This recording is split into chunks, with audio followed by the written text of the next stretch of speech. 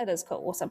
Yep. So as soon as we jump in, I'm sharing my screen already, so we're already there. So I'll start with the karakia before I get too deep into the presentation, and then we'll carry on through. So karakia tēmatanga. Now, just a wee side note, I'm not sure if I mentioned this last week, but this karakia was actually written by a Pākehā woman who was studying a wānanga course, and her mokopuna were Māori, and she wanted to learn the language and have her children be bilingual as well. So she did a lot of work in terms of creating a wonderful language structure within her classroom, and she wrote this karakia as part of her course and gifted it to Education Perfect and said if other people would like to use it, they're more than welcome to. So it is a really nice one that you can take away and use if you want to, in terms of your studies or in your schools if you'd like to have a go at that. It's a nice one that's doesn't have a connotation to any particular religion, but it is a really lovely karakia that you can use whenever you're out and about. So,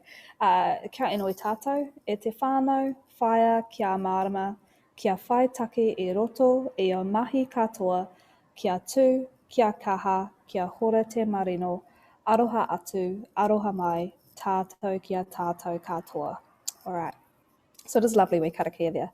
Just as a wee recap, what we did last week was talk about Te Ara Ako. So my name is Lauren Pugh and I work between two companies. I work with Education Perfect in partnership with Science Alive Charitable Trust.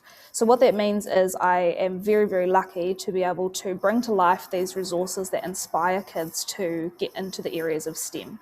Now, all of the resources that we create are completely free for anybody across the country to utilise, including you guys, which is really cool.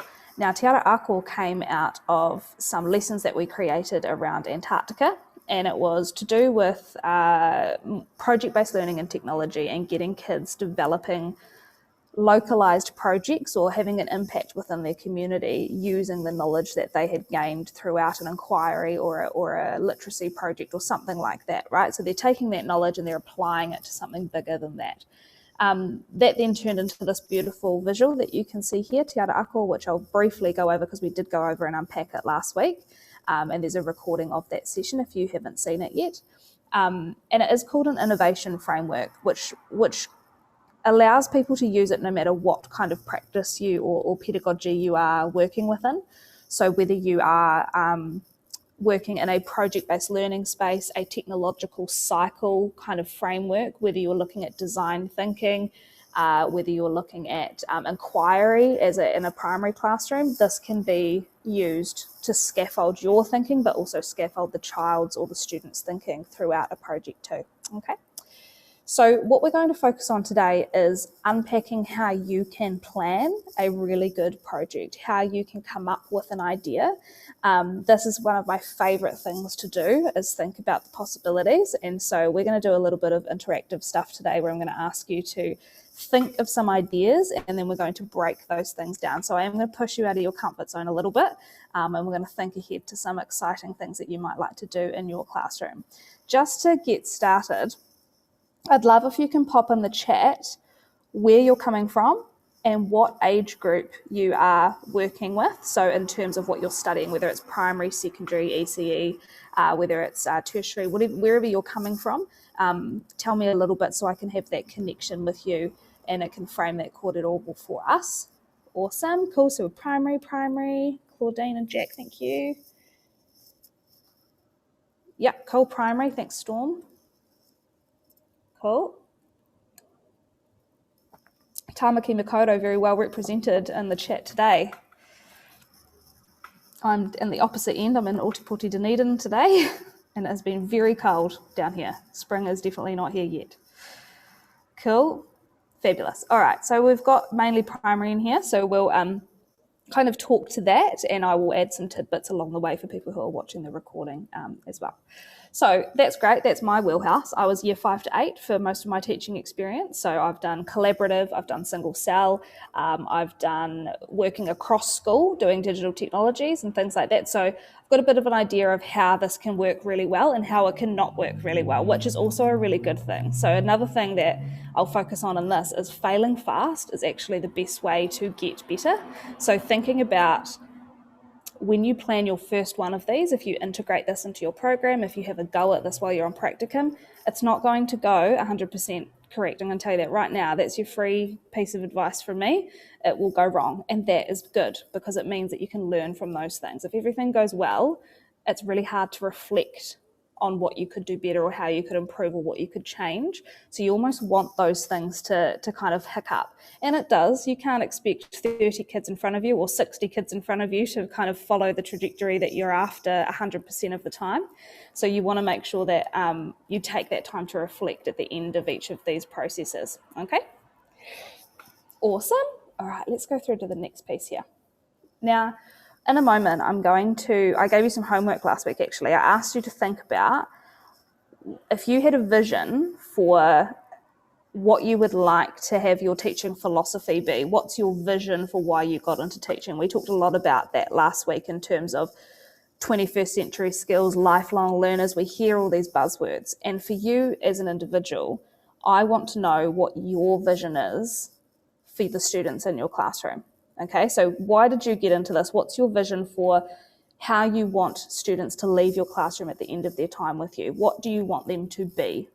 Okay, so in the chat, I'd just love to see if you could write me just a couple of sentences. What are you aiming for here? When students leave my classroom, I want them to be da-da-da-da-da. I want you to have a wee think outside the box there.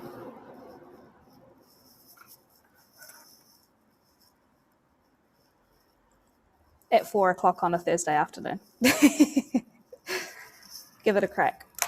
If you would rather say it out loud, please feel free to just jump in and have a kōrero with me if you'd rather do that than type it.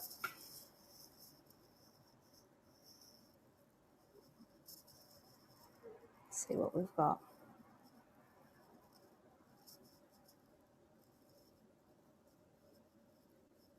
You can even just pop in buzzwords if you like. It doesn't have to be a fully formed sentence. What are we aiming for?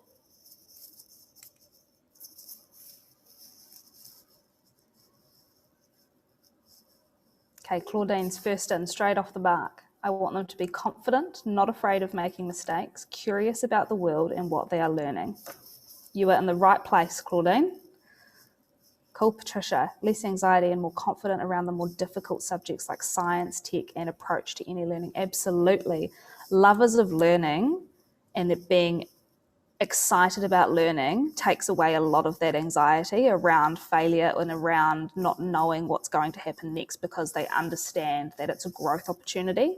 So unpacking that idea of loving to learn is such an amazing tool. And we have a Game Changers program that talks about people in STEM, and we interviewed lots of different people like Peter Beck from Rocket Lab and people from Weta Studios and all sorts of things.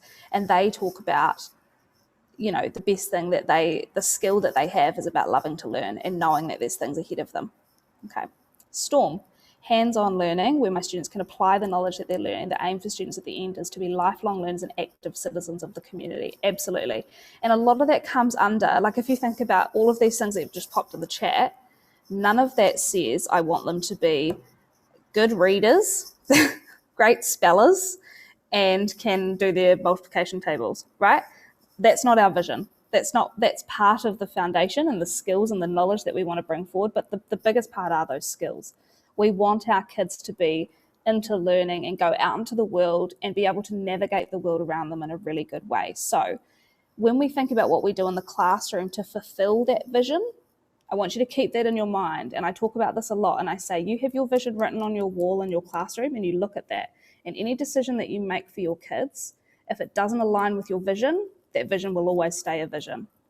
Okay, so you need to make sure that when you're making decisions around your teaching, when you're looking at what your school's doing and you're invited to give your feedback, think about how your school is aiming towards reaching that vision. Okay, are the things that are being put in place going to keep that vision far away, or is it going to bring it closer to what's actually a reality in front of you? Okay. Do you see? I want them to gain something and be confident for the future of learning. Absolutely. Critical interpretation and communication skills, 100%.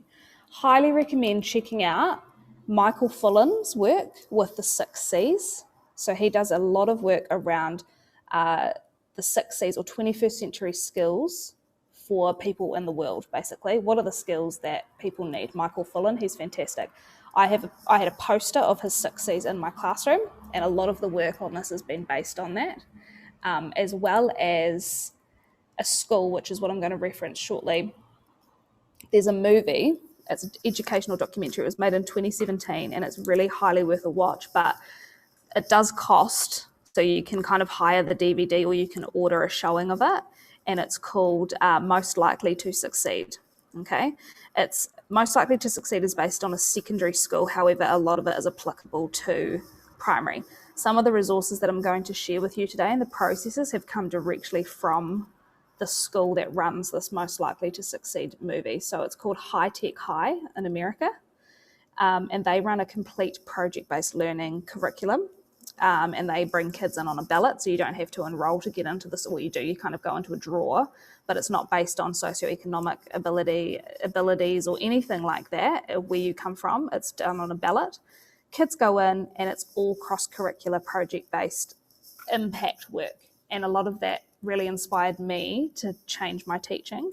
And when I was teaching, we actually shared that with our parents, because we're at that point where we have parents who have come through school in a very different environment to the kids who are coming through school now. We've got that real generation gap.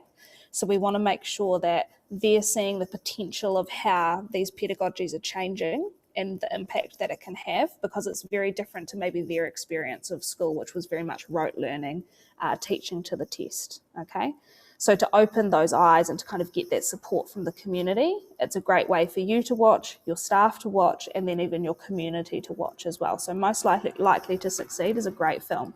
I was lucky enough to attend some PLD with High Tech High, which is a lot of how my experience, because, you know, I only know what I've experienced, and that's kind of fed into a lot of this work here. Okay, awesome. So we've got our vision.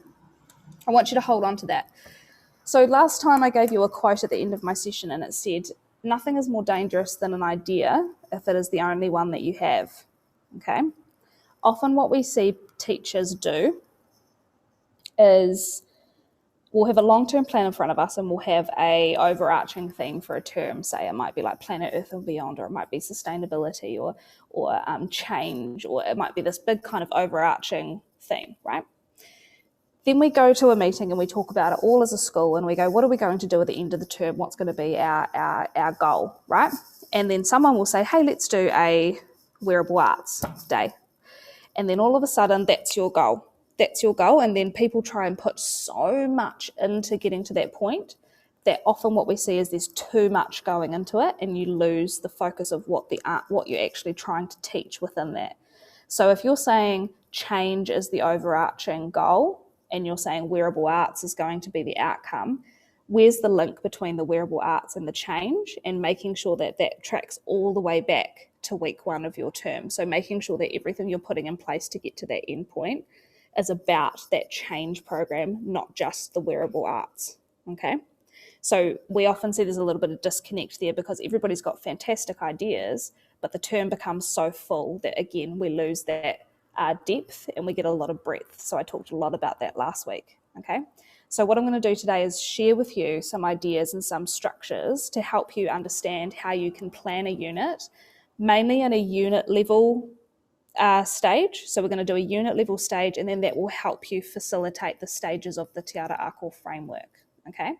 So this is about coming up with ideas, coming up with a question that your students will answer, and then how that's going to interlink within your practice, okay? Making sure that it's the right project for your kids. Okay, so in a minute, I'm going to put a link to what is called a Miro board. So I'm going to show you what it looks like now, just to give you a wee 5-second tutorial. I'm going to share with you a link to this screen, okay? You may not be able to see me while you're in this screen, and that's okay, because you'll be able to hear me. And you'll be sick of my voice like everybody else probably is. And this is a Miro. If you haven't used this before, it's a really great tool to use for brainstorming and things like that. So Miro is a great tool. We use it a lot in our company. But basically, we're going to be using a lot of Post-it notes. And because I can't be there in person with you, we're going to use an online version. So when I give you this link, you're going to see a toolbar down the side here, but you also can zoom in, and you're going to use these Post-it notes here. So you can drag them around, you can duplicate them, You can change the color of them, and you can type in them straight away, okay? What I'm going to ask you to do is we're going to put you into 2 teams, okay? So in a minute, you're going to go into a breakout room with this link, and you're going to jump into either room 1, so this will be room 1, team 1, across this top row, and then you're going to be team 2 down here, the second row here, okay? For each team, I want you to think about the vision that you had that you put in the chat before, and I want you to come up with a team vision for our young people. What is the team vision? So using those ideas that you've put in there, fill in your post-it note with what the vision is for your team, okay? Then this is the tricky bit. More is more. I know we always say less is more, but I disagree. More is more today. And we're going to use all these post-it notes, and I want you to come up with 50, yes, 50 ideas of projects, okay? 50 different outcomes. Now, if I see the word poster on here, I'll delete it, okay? We're past that. We're not doing posters, okay?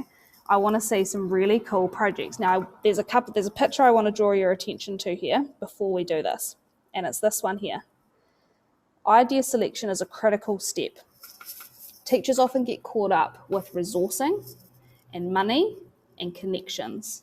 And we have this filter that's built into our brains as teachers that goes, I can't do that because it's not feasible. I want you to remove that filter for this experiment, okay? So I want you to think of some crazy out-the-box ideas that you think, man, that would be cool. It might be a skate park for your community. It might be a theme park that beats a world record. It could be a farm that feeds your entire community. I want you to think really big and out of the box, okay? And it might sound a bit weird right now, but I'll show you how we can break it down after that. So take the teacher filter off, because often what we do is, like it says along the bottom, all the creative, wild, bad, okay, and undeveloped ideas from your brainstorm go through this filter where we go, oh, I don't have the connections for that. I don't have the money for that. My kids couldn't do that. And then we never go any further with that idea, which means we end up with the usual, okay? We don't branch out enough. We kind of stick with what's in our comfort zone, all right? So I want you to take that filter off. Think of 50 outcomes that kids could create, okay? So I want you to talk about that in your group, and I'll jump in and help you out. I'll jump in every now and then and just give you some ideas and help you out. But there's been some amazing projects come out of this process, so I need you to trust me, okay? And then we're going to do a little bit of work around this area here. So the first 2 things in each of your 2 teams is going to be, oh, Kim's just joining there, your vision for our young people, and then 50 project ideas, okay? Does that sound good? Anybody have any questions about that before we jump into our breakout rooms? Okay, I am going to pop the link here into the chat. So it should be anyone with the link can edit. I'm going to pop it into the chat. I'll also come in and pop it into the breakout rooms chat as well, just in case you miss it. So open up that link. And when you come back here, I'm just going to put you in a breakout room now. So I'm going to make 2 breakout rooms. I'm going to assign you automatically, so there'll be 4 people in each room, other than the host. Cool. And I'm going to open the rooms. There we go. You should have an option there. Does that work? See you soon.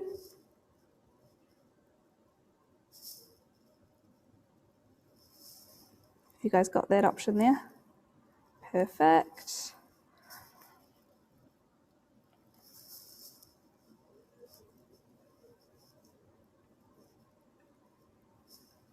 We've just had one person join. If you're happy to quickly rattle through the instructions for them.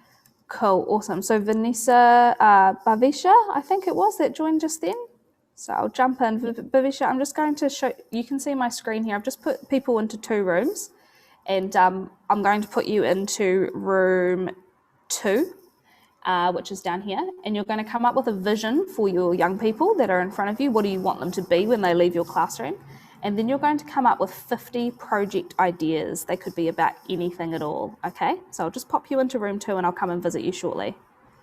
All right. Hello, welcome back. Hopefully that was fun and a bit of time pressure for you all. Thank you for having a go at that. That was awesome to see all these ideas being thrown around and on the board. So if you're still on the Miro board and you can see it, or you can see mine here, I'll zoom in and we'll kind of have a look at a few of the ideas, because we're going to move over to this table shortly. So hopefully you can all see my screen there if you're back in the Zoom part of the section. So I'll just move, hang on, I've got my menu coming up over here. That's a bit annoying. There we go. All right. So let's have a look. We've got a vision over here. So does somebody from Team 1 just want to chat through that vision for us? I know that, Patricia, you were typing away at that. Did you want to share on behalf of your team a bit about your vision as a team? Yeah, I just tried to summarize the 4 points that we came up with. And there was, someone said the keyword of hands-on. They really wanted hands-on, and someone else said exploring. And yeah, so those two really came together.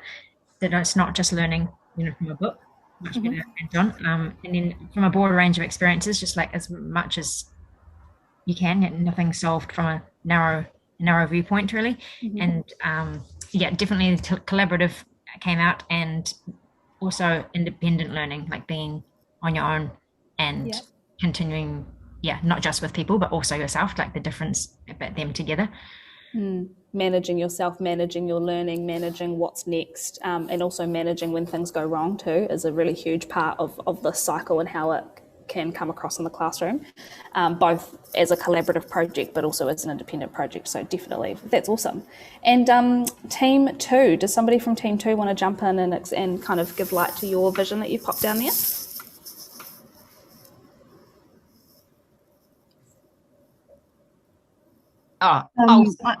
Oh, you okay? You can talk. Yeah, go, Claudine, because most of them were your ideas. Yeah, you go, Kim. Oh, cool. So I just popped in the second half, which is support lateral thinking to use in everyday lives and futures, and getting the tools to figure out things in their future lives. So that was just sort of not just for school. These skills should be used for their lives to be flexible no matter what they overcome. That's kind of the point I was jabbering on about. No, that's absolutely right. And it's about, we're teaching these adaptable skills because these are the skills they're going to need in their adult life, not necessarily how to work out the angle between right angles and obtuse angles. It's about how can you collaborate with each other. The way that we teach the knowledge actually is the foundation for the skills that come out of that knowledge, right? And if we flip it and plan with skills first, sometimes that really helps. Like I always refer back to, and it works in the technology subject area in the curriculum, but also in science. If you have a look at the science curriculum document and see how that's structured, you can actually see that nature of science is really skills-based, and then you have your science strands underneath, right? And a lot of schools plan with the science strand first, versus what if you flipped it and planned with the nature of science strand first and actually developed participating and contributing in science, for example, and using that as your framework rather than planet Earth and beyond, and thinking about how that would change what you put in place. So you can do that with all subject areas. It's just about picking out what those skills might be, and starting with those 6 C's is a really good place to start to unpack that, okay? All right, let's jump over to the ideas. I'm just aware of time, but it's great because it's all awesome ideas. So in this section, we've put down all our ideas. We've kind of got bits that need a little bit more context, which I'm going to ask you to put through shortly. And we've got lots of different things. We've got create their own calendars, science, global change, coming up with ideas on how to make an impact, creating a school garden, theatre production, school TV radio station led by the students, mini school farm pets, a compost project doing science badges.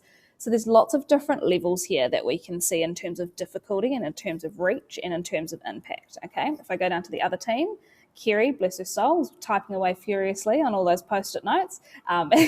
So we got a few down. Wearable arts, tree houses, light designs for Matariki, driverless vehicles to solve emissions and also for safer travel, school gardens, building rockets, what makes a good rocket, safer cars, machines for good, lots of different things that have come through there. Okay, what I'm going to ask you to do is head across to this next table shortly.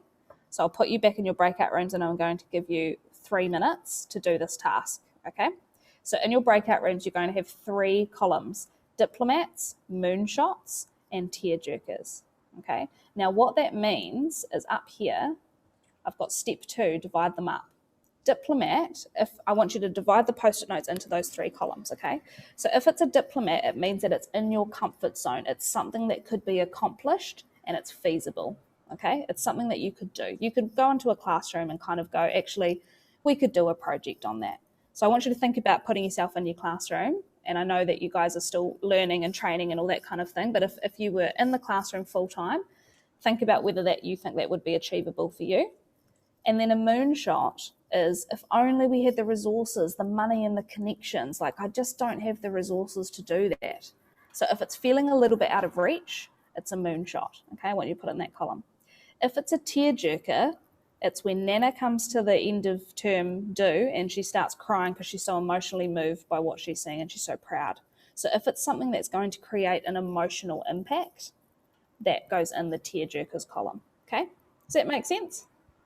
I'll pop this picture down by each of your tables just to remind you what each of them are, but they are written at the top. So we've got diplomats, moonshots, and tearjerkers, okay? So I'm going to pop you back in your breakout rooms and I'll put a 3-minute timer on and then I'll bring you back, okay? So let's see if I can get this right where it goes into the same spots. Breakout rooms. Here we go. Open all rooms. Here we go. Here we go. See you in a second.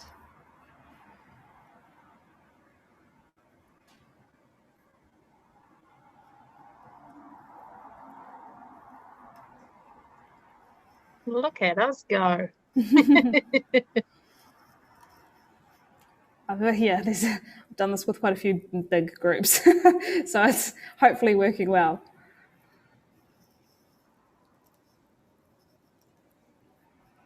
Bring that one down there.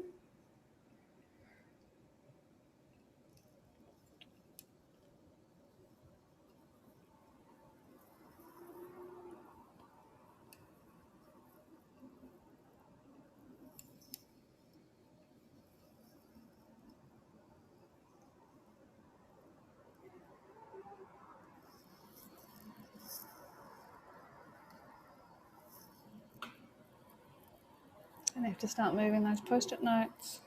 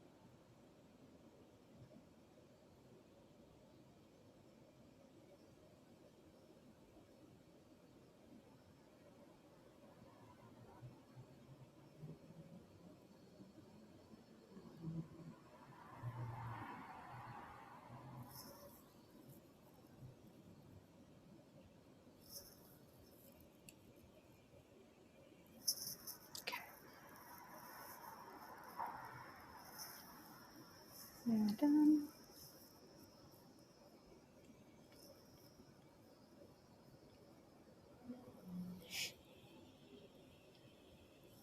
I'm all back.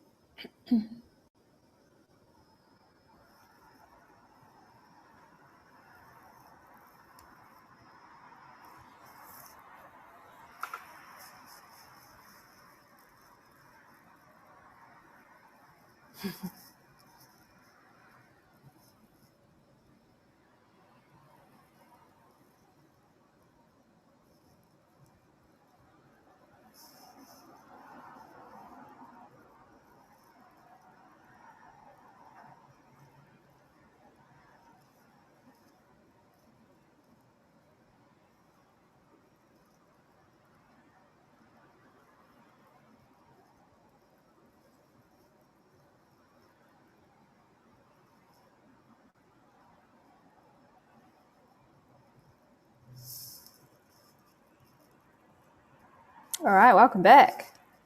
That was very interesting to watch. And it's followed the same. It's funny, actually, because it's the same each time. So what happens is, in your mind and your team, and you kind of organise them into these things, and you go, surely they can't all be in the diplomat thing, can they?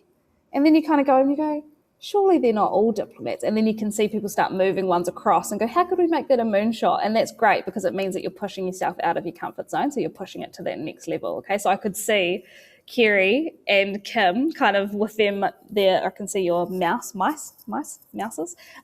hovering over the diplomats. And then suddenly there was like 5 more in the next thing. So I was like, oh yeah, they'll be going, oh yeah, no, that's a moonshot.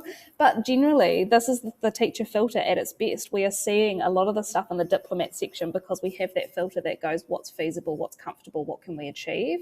And we don't necessarily think enough outside of the box into that next level. And often the difference between moving one between diplomat and moonshot is around the impact that it has. So it's around not just creating something like a pen. It's about, it's about creating something like a pen that has an impact. Okay, so if you can add that to your idea, you've all of a sudden got a really deep and meaningful project in front of you rather than just creating something. Okay, so think about that impact. And also think about your vision, and that's going to lead us into the next section. So I'm just very aware of the time, so I won't unpack too much around your post-it notes because I think you guys have an understanding of what you've created there. I want to, and hopefully you guys can see my screen there, and if you're in your own Miro view, you can have a look at the kind of triangular section that you can see here on the side. Okay, so the triangular planning section, this is something you might want to hold on to, so feel free to hold on to this Miro board link because it will stay open for you, and take a screenshot of this. It will also be provided in the slides that I send out post all of these, but this is a really nice way to plan and to kind of unpack your idea. So I want you to imagine that each of your teams has chosen an outcome, or your staff or your team or you as a teacher has chosen an outcome that you're going to build a project around. For the sake of time, I'm going to pick one and I'm going to run it through with you just to give you an idea of how it works. But this is something that you can do yourself when you're looking at planning an integrated project, okay? So let's have a look at a moonshots, because what I do usually, and I won't do it today for the sake of learning, but what I usually do is when I do this with real post-it notes with a group of staff, I'll get them to pick out all of their diplomats, screw them up and throw them in the bin, okay? Because they're gone. We don't want diplomats because that's not going to give you the depth and the impact and the community impact or the nationwide impact that the kids are going to remember, okay? You want to do those moonshot, those tearjerkers, so that you're getting the kids seeing that they can make a difference, okay? That they can have an impact in the world. All right, and that's part of your vision, right? That's part of those skills that you want them to have, not just creating a pen and understanding how a pen works. It's going, how can you, there was kids at my school as part of the Young Enterprise Scheme that created a pen that you could then have a seed inside and you could put the pen into the garden and that would then grow a native tree. So all of a sudden you're not just creating a pen, you're creating change, okay? So by getting rid of those diplomats, screw them up, rip them up, throw them in the bin, you're not working with those. And if you can find an excuse to move them to moonshots like Kim and Kerry were, then you can keep them, but only if it's a good excuse, okay? All right, so if we move into the triangle section here, I'm going to pick a project to bring over. So let's have a look at a good one here. Let's go, let's go the school TV or radio station led by the students. That's quite a cool one to explore. Let's use this one here. So I put that in the center and I go, that's my outcome, okay? So hopefully you can all see that. Now around the outside, I want to start in the top section first and then the bottom section afterwards, all right? So when we have our vision, we're going to take this vision, I'm going to copy that, I'm going to bring it over, and every decision that we make on this planning sheet is going to relate back. Does it meet our vision? Is this going to get us closer to achieving students who have these skills, okay? Then we're going to go to our impact and our learning and curriculum. Okay, so when we talk about our impact, what is the impact of the school radio station or the school TV channel led by the students? What is the impact that it's going to leave? Okay, so we need to think about the purpose of the outcome. Otherwise, it's just them learning about how a radio or a TV station works. But what are they actually doing on this radio station? What's the purpose? Okay, when we do that, we can then come up with a question. Now, I'm just going to flick back over here for just a second and show you some of the ideas, the project-based learning units that we've created as part of the Science Alive program. So these are all created using the cycle. And I want you to have a look at the title. So we've got Whare of the Future, Mahi Mara for Good, Toi Peru, inspired by Te Ao. And I want you to look at the questions. So what could the future of sustainable living look like? That doesn't tell the kids what they're going to be creating. It doesn't say how to make a how to make a radio station, okay? So when we think about these outcomes, we then need to link it to this wider question and this impact. So what's a question in your community or an issue that you're trying to solve through this unit, okay? So Whare for the Future, for example, we wanted to create a sustainable home for 2030. Okay, designing a new house. How cool would that be with all the sustainable features, solar panels, all that stuff? What's the impact of creating something like that? Well, it's to do with the future of sustainable living. These kids are going into the future and they need to have those skills to understand what the future of their living situation might look like and being a part of that. So then the question for the students for the project then becomes, what could be the future of sustainable living? What could it look like? And then that will then lead them through that hook. You think about that phase of the cycle. If I relate this back, hang on, here we go. So we've got Pakeke up the front here. Sorry, I'm not presenting, so it's giving you purple squares everywhere. Pakeke up the top, that wondering phase, and that's where you kind of go, what is sustainable living? What does that look like? Then we start going into that next section and we explore all of those resources around it. Tiny off the grid living, solar panels, alternative energies. What's the issue? What's the problem that we've got here with our living at the moment? Why does it need changing? Okay. Then the kids connect that hono stage. They go, oh, now that I know all this stuff about sustainable living, I can now see how I might answer this question. And that's when we move into that creation stage. And they go, what if we designed a new home? And you go, that's so funny you should say that because that's actually what we're going to be doing. And then you move into that creation stage. And again, when we talk about student agency and we talk about all the kids doing their own tangent on this project or having their own flavour, that comes through the scaffolding that you put in place. So that will then, you'll have kids that will go really into like alternative energy and use that as a real framework for their home. Or you might have kids that focus on the direction their house faces to get the most sunlight, or it might be about insulation or something like that. And they'll all kind of filter off into these kind of groups that are into answering that same question, okay? So I'll just jump back over to here and I'll just unpack that a little bit more. Here are some examples to turn your idea into an impactful question. Why is that project important? What does it solve? Okay. So here are some examples of some questions that have been written. How can we foster greater community interaction and engagement? How does nature inspire humans to create? How do cycles and patterns help sustain living things in our natural world? What is the magic of play? How might we design and create products that promote our abilities to access nature? So they're quite big questions, right? They're not small, easy to answer questions. These take exploring and unpacking. So when you think about your project and you go a school TV or radio station led by the students, I want you to challenge yourself to think of what's a question. So it might be, how can we connect more with our community? How might we encourage more of a whakawhanaungatanga, a connection and an understanding of one another within our community? It might be, how can we share our community stories with the community by having a radio station that does that kind of thing? So that then gives you a lens, an angle, and something to work towards. Does that make sense? Is there any questions or comments around that? Just pause there for a minute because I know it's a lot of info I've given you and I'm running out of time. Any comments on that at this stage? Cool. Feel free to jump in the chat if you need to as well. I will stay on for a few minutes and answer any questions if there's anybody who wants to chat.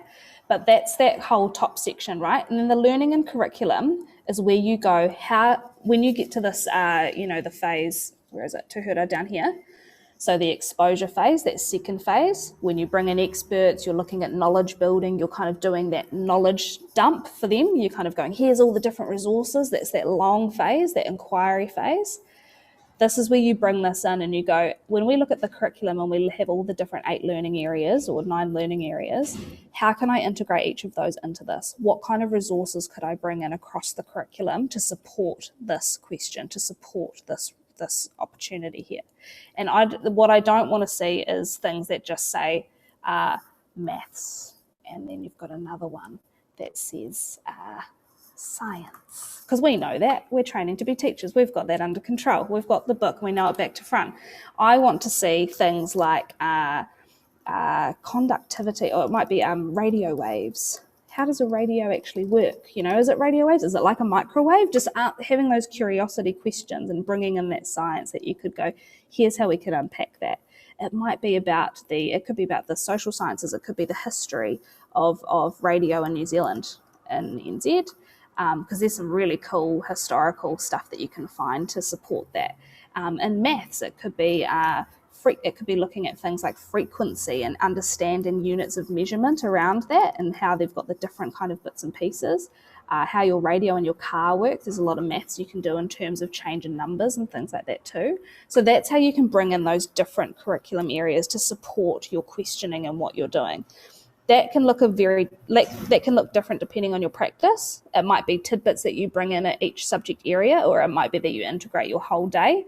It depends on your experience, it depends on your school, it depends on how you want to integrate that in. But it just gives you that baseline for those ideas. Okay. When we think about the impact, again, what is the potential impact of this? The potential impact is, it could be connecting our community, and it could be, so I often start here, a way to share stories, and I'm just filling this in for you for the basis of time. It could be a place to showcase students' work. Apologies for the spelling errors. Things like that. Once you understand that impact and start bringing these ideas, that will then lead you to your question. That will then lead you to create, hey, all of these things are actually about connecting our community together with our school. So then the question then becomes, how might we improve, or how might we engage our local community with our kura? Okay, how might we improve our, whatever it might be, okay? That just gives you that kind of stepping stone to understand that a little bit deeper.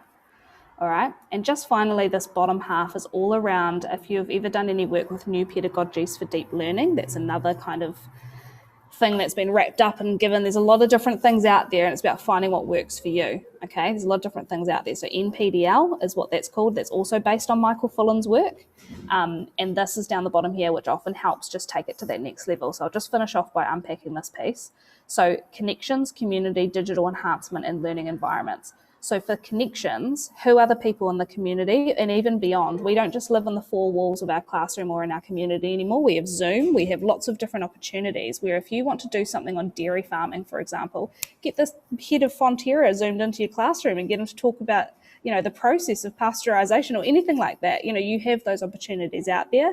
Take that teacher filter off and think about what you could reach out to bring into your classroom.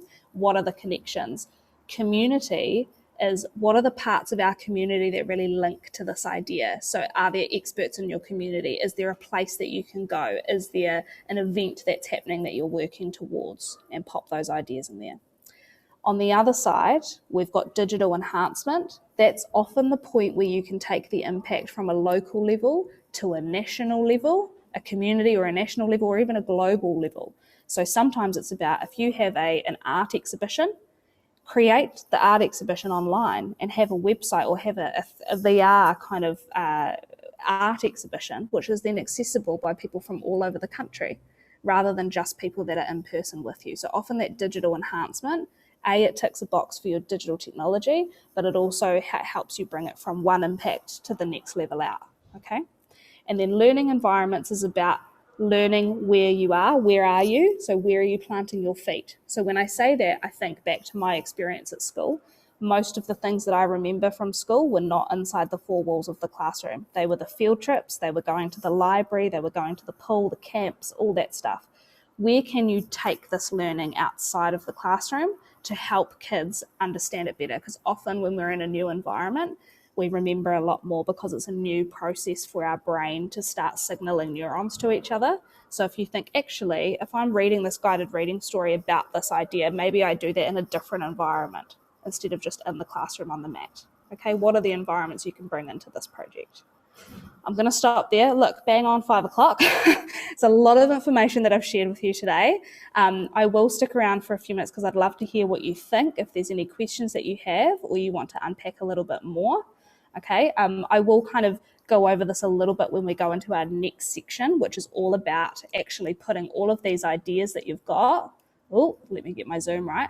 All of these ideas that you've got, actually turning it into a sequence. Okay, turning it into a sequence over a period of 4 to 6 weeks. We're going to turn something into an actual project that you can then apply into the classroom.